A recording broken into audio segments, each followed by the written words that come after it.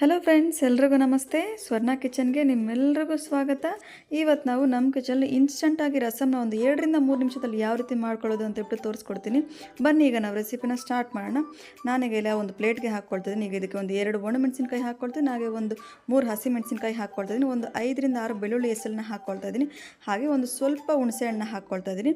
ಈಗ ಇದ್ರ ಜೊತೆಗೆ ಒಂದು ಮೀಡಿಯಮ್ ಸೈಜ್ನ ಹಣ್ಣು ಟೊಮೆಟೊ ಹಾಕ್ಕೊಳ್ತಾ ಇದ್ದೀನಿ, ಹಾಗೆ 1 ಟೇಬಲ್ ಸ್ಪೂನ್ ಆಗೋಷ್ಟು ಬ್ಲ್ಯಾಕ್ ಪೆಪ್ಪರ್ನ ಹಾಕ್ಕೊಳ್ತಾ ಇದ್ದೀನಿ, ಹಾಗೆ 1 ಟೇಬಲ್ ಸ್ಪೂನ್ ಆಗೋಷ್ಟು ಜೀರಿಗೆ ಹಾಕ್ಕೊಳ್ತೀನಿ, ಒಂದು ಸ್ವಲ್ಪ ನಾನು ಕೊತ್ತಂಬರಿನ ಹಾಕ್ಕೊಳ್ತಾ ಇದ್ದೀನಿ. ಈಗ ಇದನ್ನೆಲ್ಲ ಮಿಕ್ಸಿ ಜಾರ್ಗೆ ಹಾಕ್ಕೊಂಡು ಈಗ ಇದನ್ನು ನಾವು ಪೇಸ್ಟ್ ಮಾಡ್ಕೋಬೇಕಾಗುತ್ತೆ. ಪೇಸ್ಟ್ ಮಾಡಿಬಿಟ್ಟು ಹಾಕ್ಕೊಂಡ್ರೆ ತುಂಬಾ ಚೆನ್ನಾಗಿರುತ್ತೆ. ಹಾಗಾಗಿ ಇದನ್ನು ಪೇಸ್ಟ್ ಮಾಡಿ ಪಕ್ಕಕ್ಕೆ ಇಟ್ಕೊಳ್ಳೋಣ. ಈಗ ನಾನಿಲ್ಲಿ ಒಂದು ಪಾತ್ರೆಗೆ ಒಂದು 2 ಟೇಬಲ್ ಸ್ಪೂನ್ ಆಗೋಷ್ಟು ಎಣ್ಣೆ ಹಾಕ್ಕೊಳ್ತಾ ಇದ್ದೀನಿ. ಎಣ್ಣೆ ಬಿಸಿ ಆಗಲಿ.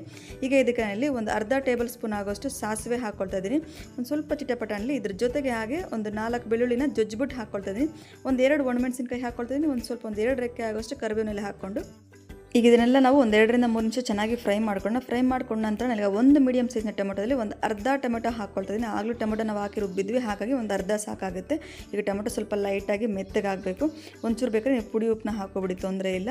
ಈಗ ಇದಕ್ಕೆ ನಾವೇನೀಗ ಮಿಕ್ಸಿ ಜಾರಲ್ಲಿ ಹಾಕಿ ರುಬ್ಬಿಟ್ಕೊಂಡಿದ್ವಿ, ಈಗ ಅದನ್ನು ಸಹ ಹಾಕ್ಕೊಂಡು ನಿಮಗೆ ನೀರು ಏನು ಕ್ವಾಂಟಿಟಿ ಬೇಕಾಗುತ್ತೆ ಅದನ್ನು ನೋಡಿ ಹಾಕ್ಕೊಳ್ಳಿ. ನಾನಿಲ್ಲಿ ಹತ್ರ ಒಂದು 600 ml ಆಗುವಷ್ಟು ಹಾಕ್ಕೊಂಡಿದ್ದೀನಿ.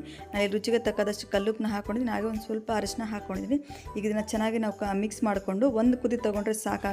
ಪರ್ಫೆಕ್ಟ್ ಆಗಿರುವಂಥ ಇನ್ಸ್ಟೆಂಟ್ ರಸಮು ಒಂದು 2ರಿಂದ 3 ನಿಮಿಷದಲ್ಲಿ ರೆಡಿ ಆಗುತ್ತೆ. ನೀವು ಡೈರೆಕ್ಟ್ ಸರ್ವ್ ಮಾಡ್ಕೋಬೋದು. ಟೇಸ್ಟ್ ಮಾಡಿ ನೋಡಿ, ತುಂಬ ಅಂದರೆ ತುಂಬ ಚೆನ್ನಾಗಿರುತ್ತೆ.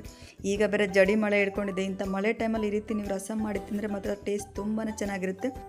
ಈಗ ಒಂದು 2 ಟೇಬಲ್ ಸ್ಪೂನ್ ಆಗೋಷ್ಟು ಕೊತ್ತಂಬರಿನ ಹಾಕ್ಕೊಂಡು ಗ್ಯಾಸನ್ನು ಆಫ್ ಮಾಡಿ ಡೈರೆಕ್ಟ್ ನೀವು ಸರ್ವ್ ಮಾಡ್ಕೊಳ್ಳಿ. ತುಂಬ ಸಿಂಪಲಾಗಿ, ತುಂಬಾ ಈಸಿಯಾಗಿ, ಇನ್ಸ್ಟೆಂಟಾಗಿ ಒಂದು 2ರಿಂದ 3 ನಿಮಿಷದಲ್ಲಿ ಈ ರಸಮ್ನ ಮಾಡ್ಕೋಬೋದು. ನಿಮ್ಗೆ ಈ ವಿಡಿಯೋ ಇಷ್ಟ ಆಗಿದರೆ ಲೈಕ್ ಮಾಡಿ, ಶೇರ್ ಮಾಡಿ, ಹಾಗೆ ನೀವು ಸಹ ಒಂದ್ಸರಿ ಟ್ರೈ ಮಾಡಿ ಕಮೆಂಟ್ಸಲ್ಲಿ ತಿಳಿಸಿ ನಿಮ್ಮ ಮನದಲ್ಲಿ ಯಾವ ರೀತಿ ಬಂತು ಇನ್ಸ್ಟೆಂಟ್ ರಸಮ್ ಅಂತ ಹೇಳ್ಬಿಟ್ಟು.